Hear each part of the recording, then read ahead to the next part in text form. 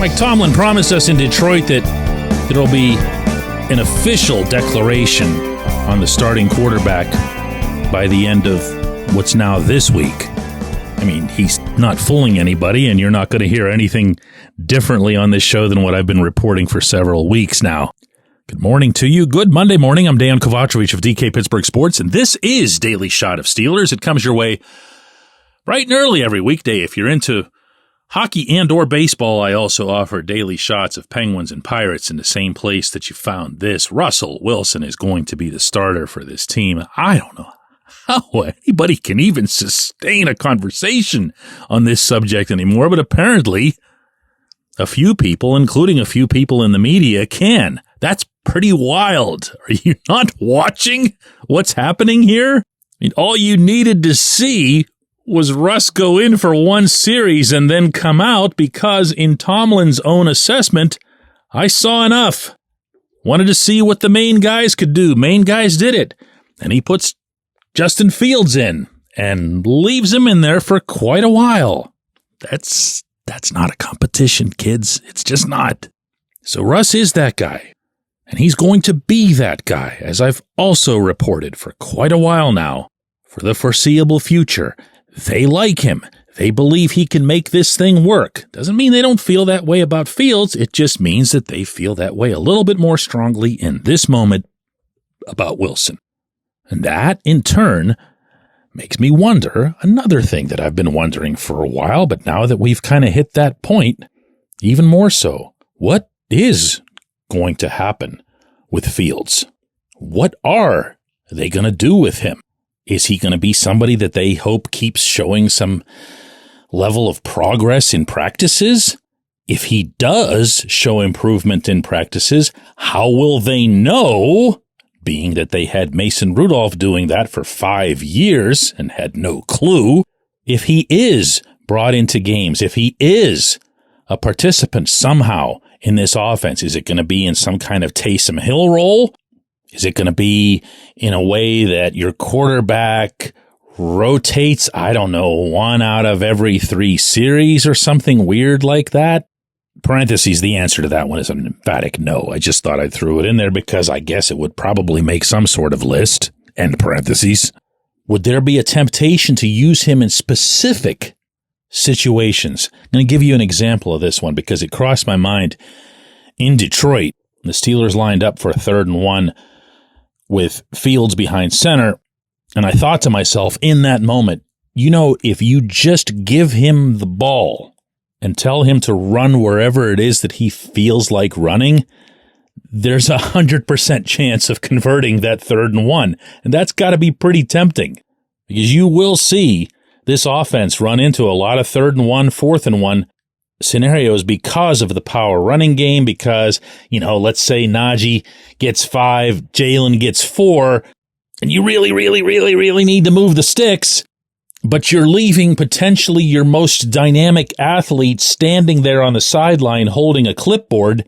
That's not something that's cool with most football coaches, and I suspect it won't be cool with this group either. But look, even then, even if Fields were to get between the white lines 3 or 4 times a game, that's not going to advance his career much. That's not going to address the stuff that you need to see addressed from his time in Chicago. The ball security, reading defenses, knowing when the play is over. And those things aren't going to get addressed in practice either. And looking even further down the road, if you want to keep him, if you want to make your own case internally or make a case with him that he's going to be the guy after this season or that he'd actually get a real chance after this season, how are you going to do that? What's the methodology? I wish, as a reporter covering this team, that I had those answers. They have offered not the slightest clue, not to his usage, not to his short-term future, not to his long-term future. I'd love to be the one to break that news to you. I don't have it. But I sure hope they do. I sure hope he's not being treated as just a spare tire, and if Russ goes down, we'll have our guy. because there is potentially more in this player. I'm not overstating it. I don't feel I've overstated Fields at all, by the way, this summer. But I'm also not underselling what he can do and what the value of that is, because there's nothing more valuable in football than having a potential franchise quarterback, except, of course, having the actual franchise quarterback. I don't know that anyone could fairly discount Fields being a potential franchise quarterback. Not with how high he was drafted, not with what he's already shown, with his skills, meaning the points that he's put up, meaning the passing yards, meaning the rushing yards, and not with his greatest weakness, his greatest shortcoming being something that most people would see as correctable. And I'm referring, of course, to the turnovers. Arguably even reading defenses. When we come back, J1Q. Luxembourg, Garbett, Kelly & George is a personal injury law firm in Western Pennsylvania that represents injured people in automobile accidents, workers' compensation cases, and medical malpractice claims. The attorneys at Luxembourg, Garbett, Kelly & George pride themselves in doing what they say they're going to do. It's important to them that when they make you a promise, they keep that promise. And this law firm has been keeping promises for over 80 years. Luxembourg, Garbett, Kelly & George has been AV rated. That's the highest rating a law firm can receive for legal ability and ethics. And the lawyers at the firm have been designated super lawyers, that's a real thing, for over 15 years. Rare combination there. Luxembourg, Garbett, Kelly & George has offices in Cranberry, Newcastle, Beaver Falls, Butler, and Elwood City. Learn more about them at lgkg.com or by calling 888-842-5454. Again, that's 888-842-5454. 5454.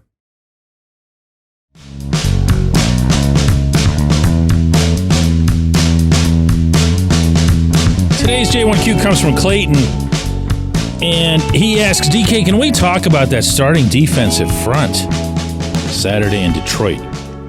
No TJ Watt, no Alex Highsmith, no Cam Hayward, but holy cow, Keanu Benton tossing his man out of the state of Michigan. Larry Ogunjobi making some noise. Maud Adams continuing to run stuff like a beast, not to mention Nick Herbig being absolutely everywhere. Maybe I'm being overly enthusiastic, but I'm taking a lot of positives away from that showing. Clayton, you know, I don't do the hot takes thing, right? I don't do the manufactured, ooh, look at me, listen to me kind of takes. It's just not my thing. I've been doing this too long, and I've been too close to covering the teams and getting, actual information that I don't need to generate stuff out of thin air just to get a reaction. But I'm going to share something with you here, a view that's going to sound like one of those hot takes, even though it's not. I want to trust this defensive line more than I do. Okay, I would love to be wrong about this, but I'm waiting on seeing what that group looks like when it's got, and you mentioned all of these guys, but Cam, Larry, Keanu, or if you want to get more real, Cam and Keanu, because if you look at the Steelers' alignments in recent years, they've had two down linemen more often than not because of all the nickel usage.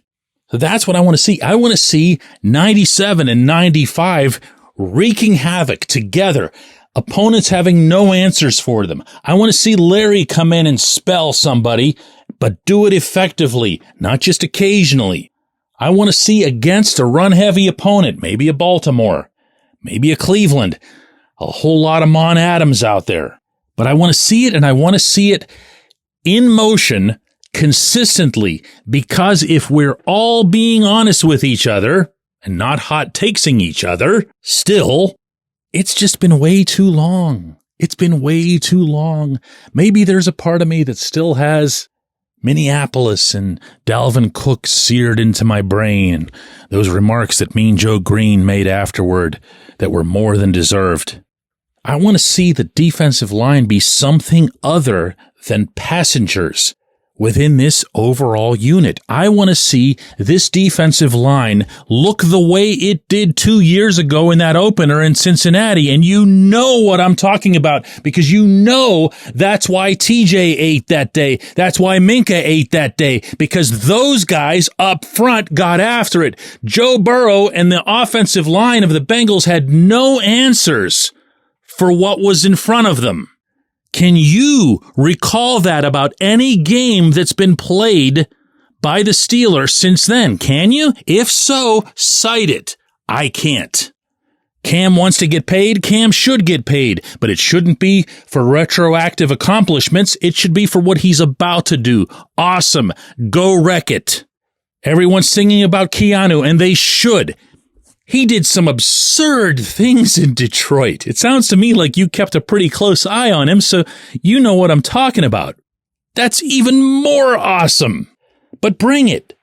Bring it every game. Become a strength of the team, if not necessarily the strength, because I think it'd be hard to argue against outside linebacker for that. But go get him. Get it done.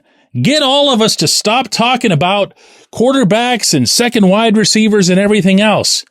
The Pittsburgh Steelers, the last time I checked, have always been built right there with that unit.